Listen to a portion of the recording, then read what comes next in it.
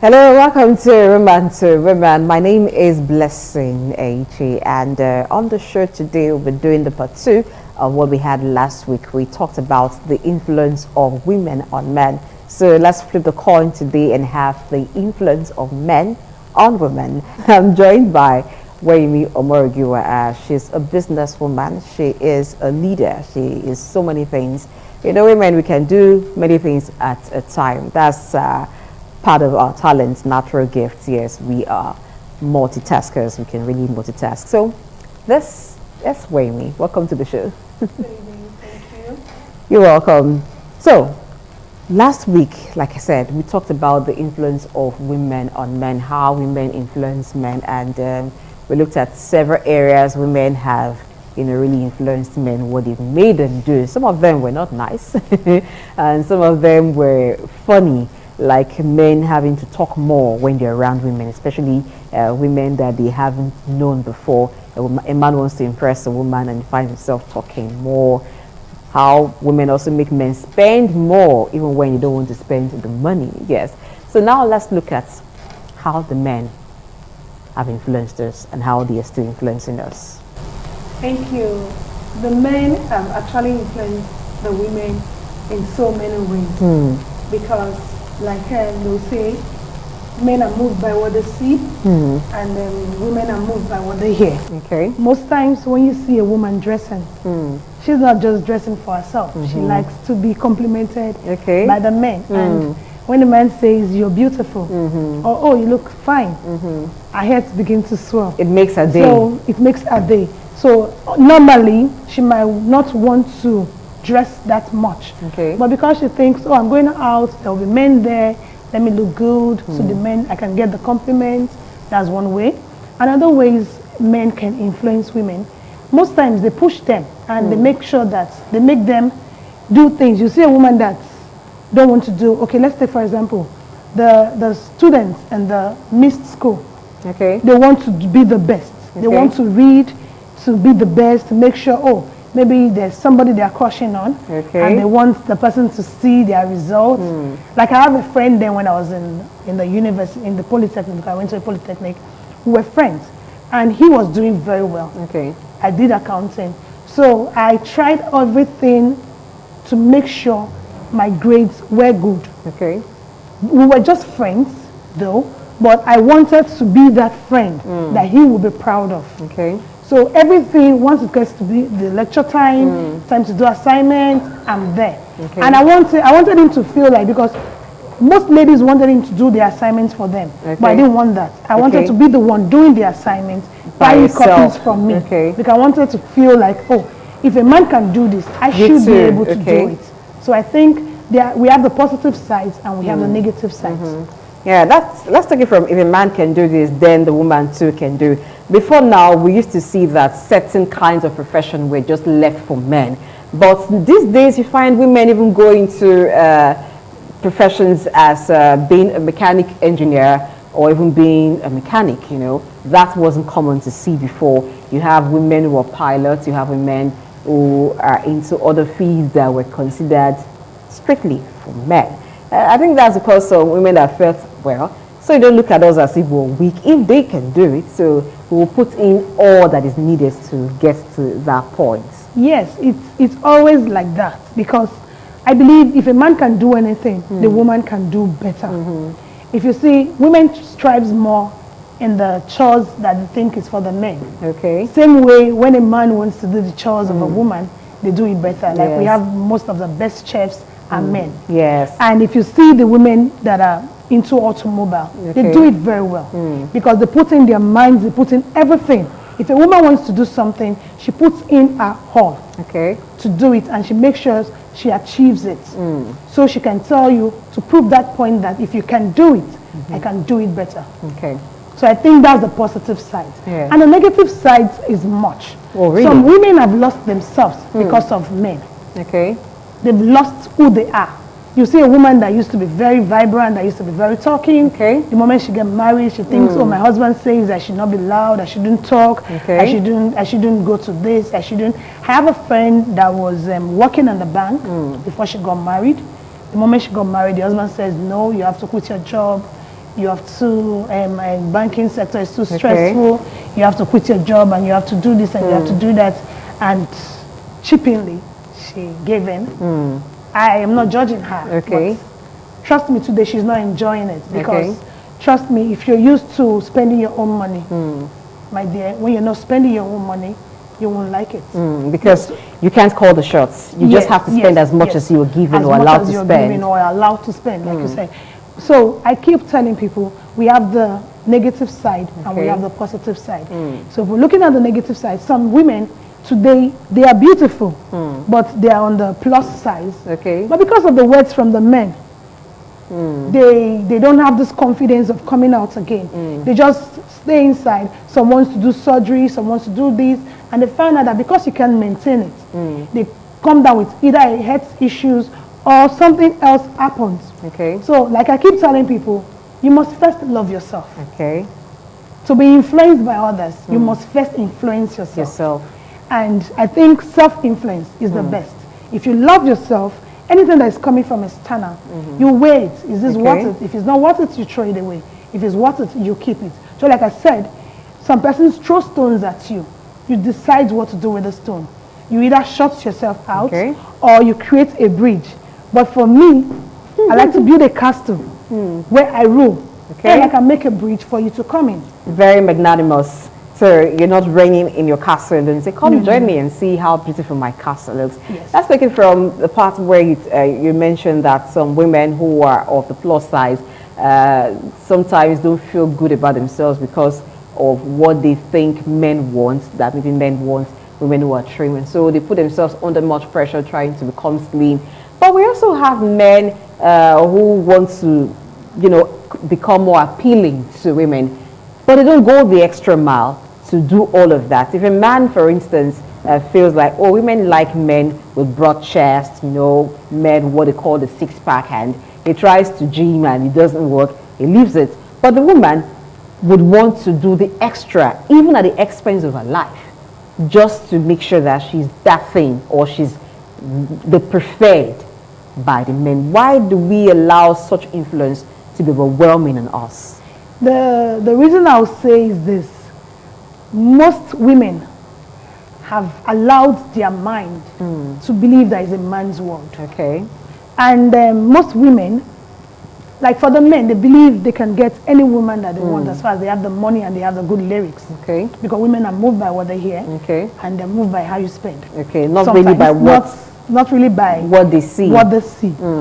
Now, but a woman is moved, a man is moved by what they see. So a woman thinks, oh, the first person I meant or I wanted to get something going with said my size. The second person says my size. And sometimes, trust me, the words from the men don't get to the women like the words from a woman. So these words are picked up by some women and then used against other women. Most of the time.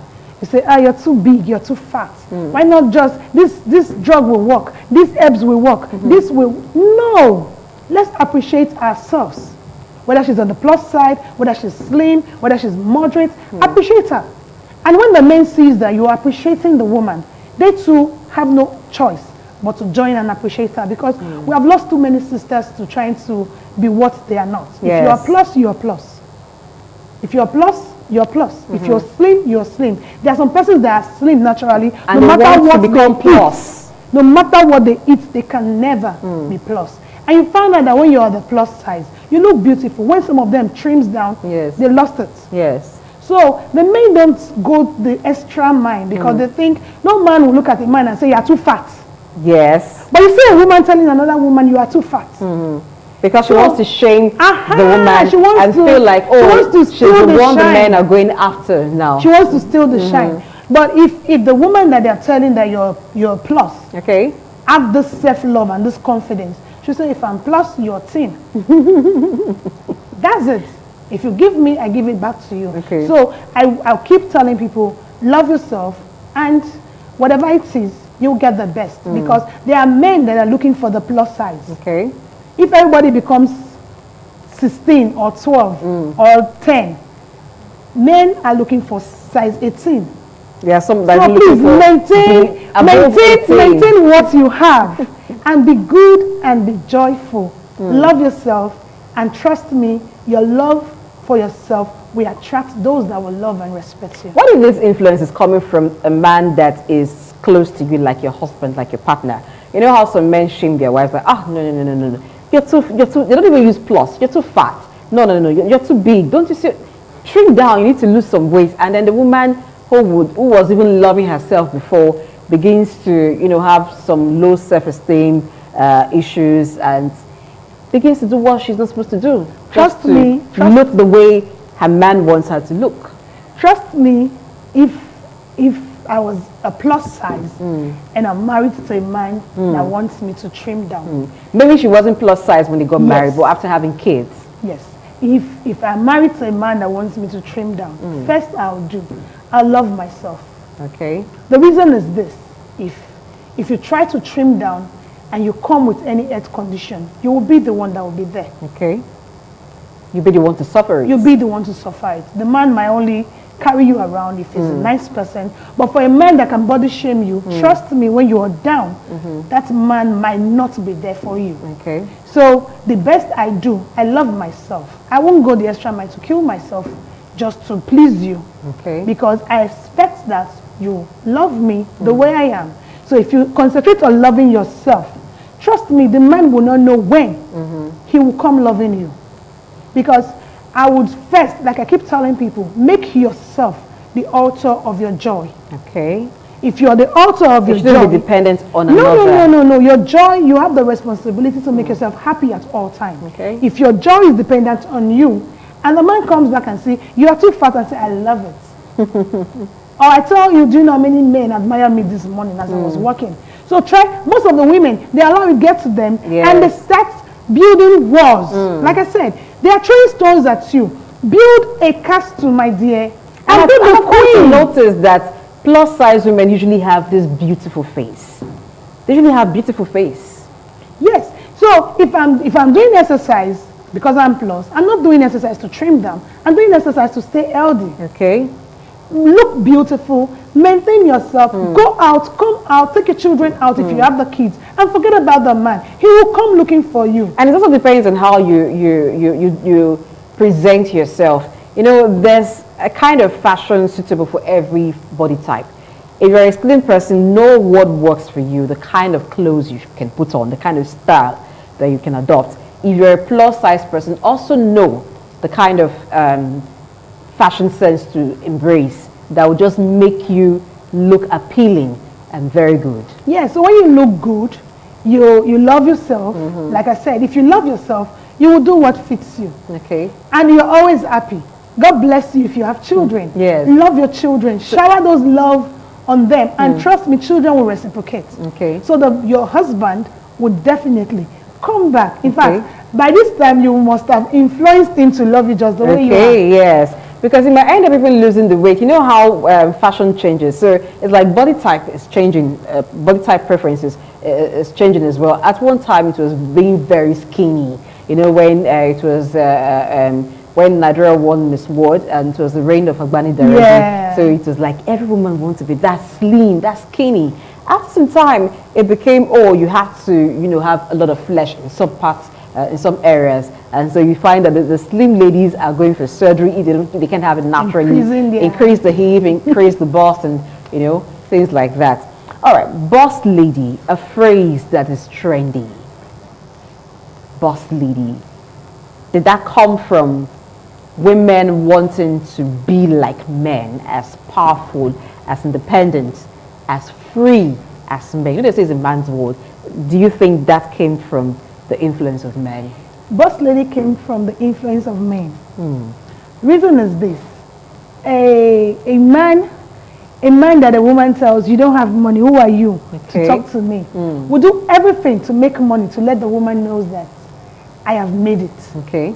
Same way, most women that call themselves boss lady today, they've tried, at one point in time be talked down on. Okay. Maybe because so dependent that, for me not to get this insult or this walls or this, like I said, to build a castle, it does not require you sitting down at home folding your hands and say, I'm a boss lady. No.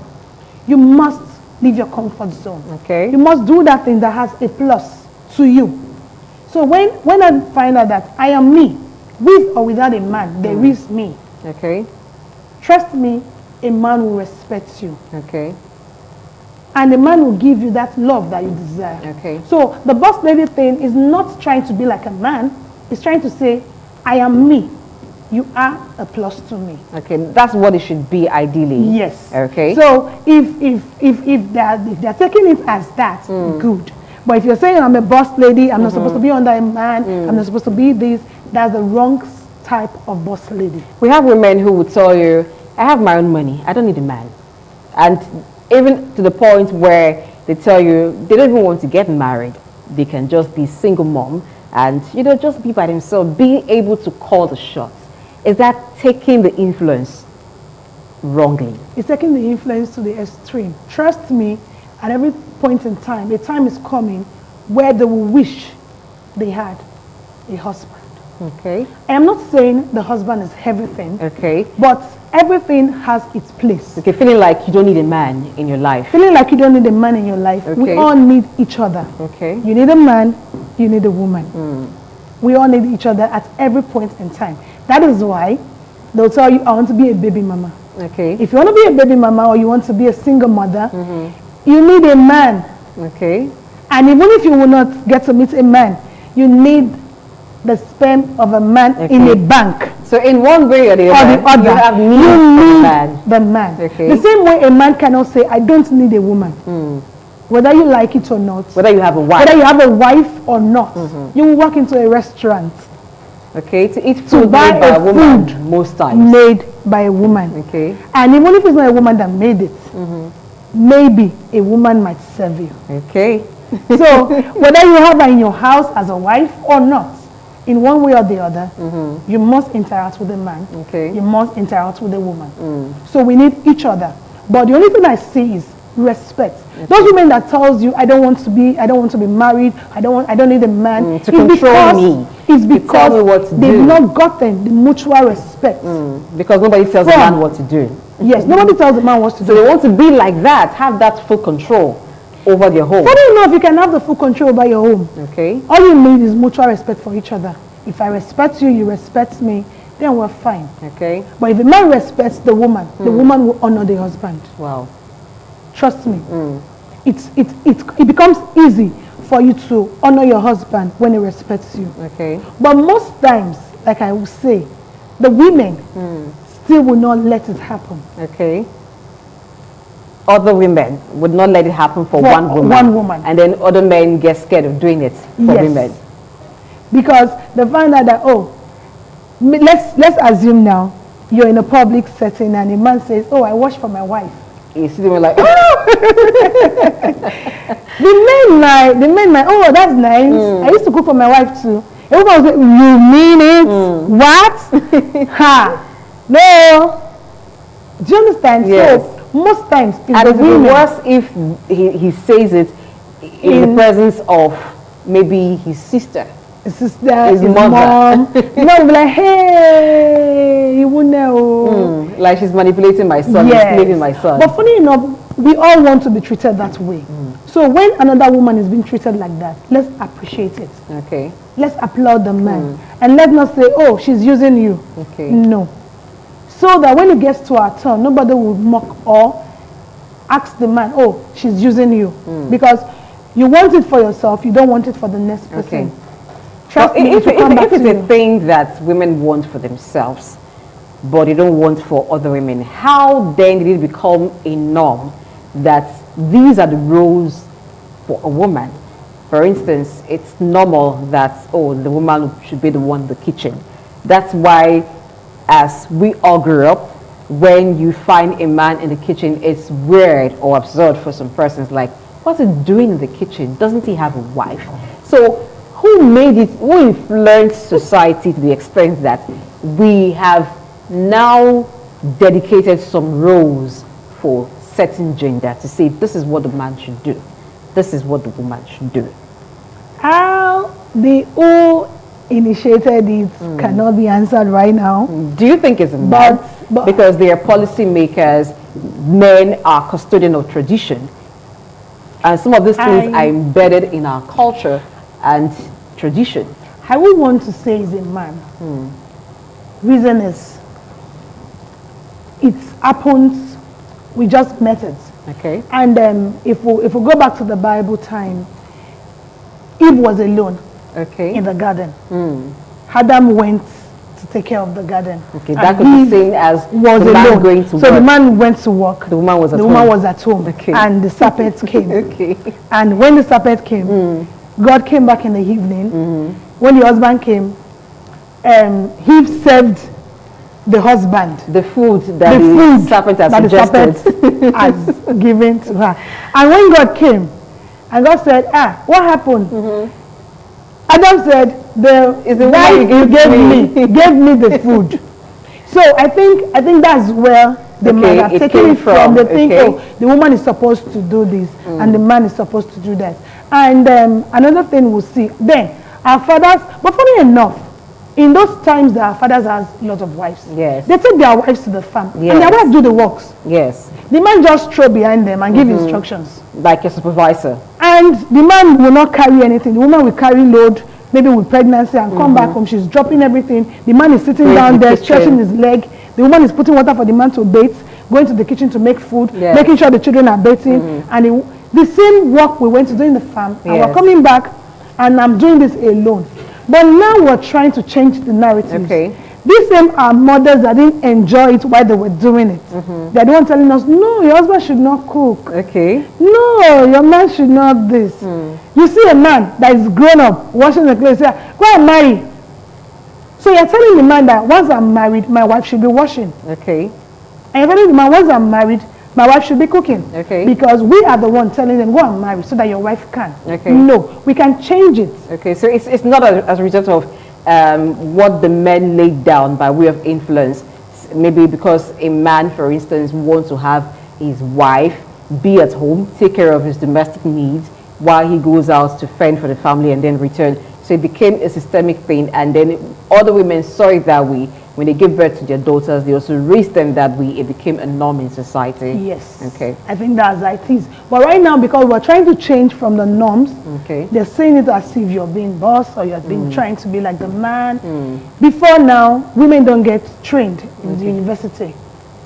Women don't, that's why you see they celebrate, the first pilots, the first female graduates, and this and that. So trust me, I would like for us to love ourselves and treat everybody with mutual respect, whether you're a man or a woman. Love yourself.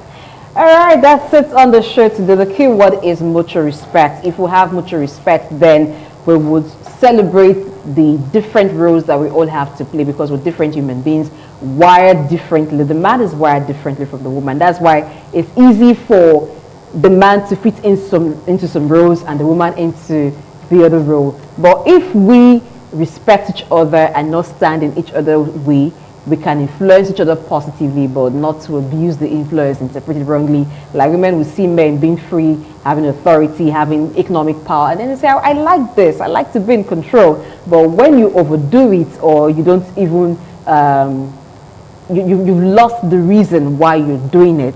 It's because you want to compete with the men, then it becomes a problem. Thank you very much, Waimi Omorgiwa, for being on the show today. It's been wonderful having you here. I hope pretty soon you'll be back here. Thank you for having me. Anytime, I shall be here. Okay, thank you for watching. My name is Blessing AJ. I will see you next week. Bye.